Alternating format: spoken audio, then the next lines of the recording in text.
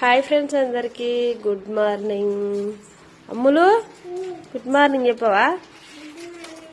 ఏం తీసుకుపోతున్నావు? సబ్బులా? అమ్ములు అయితే సబ్బులు తీసుకుపోతుంది.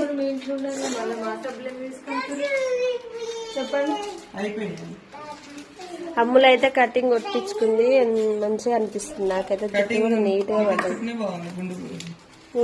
నెత్తిన్న కంటే ఎట్లుందో కామెంట్ చేయండి. మా చిన్నోడైతే ఆడుకుంటున్నాడు. గుడ్ మార్నింగ్ చెప్పు డాడీ. గుడ్ మార్నింగ్ ఫ్రెండ్స్ అందరికీ.